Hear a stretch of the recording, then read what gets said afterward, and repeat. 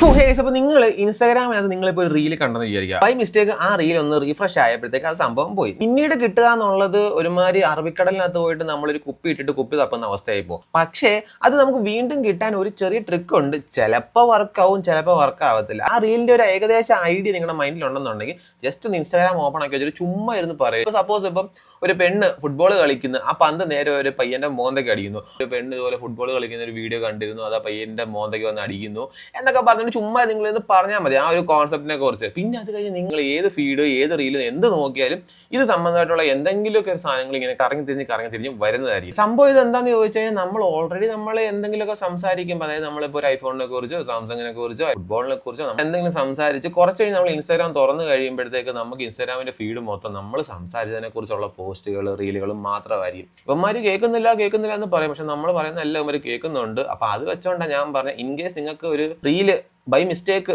നിങ്ങൾക്ക് നഷ്ടമായി പോകുകയാണെന്നുണ്ടെങ്കിൽ ജസ്റ്റ് അതിനെക്കുറിച്ച് ഒന്ന് ഇൻസ്റ്റാഗ്രാം തുറന്നിട്ടൊന്ന് സംസാരിക്കുക. ചിലപ്പോൾ ഭാഗ്യം ഉണ്ടെങ്കിൽ ആ റീൽ ഒന്നും കൂടെ ഒക്കെ കറങ്ങി തിരിഞ്ഞ്, അല്ലെങ്കിൽ അതുപോലുള്ള റീലുകൾ കറങ്ങി തിരിഞ്ഞ് നിങ്ങളുടെ ഫീൽഡിലേക്ക് വീണ്ടും വരുന്നതായിരിക്കും.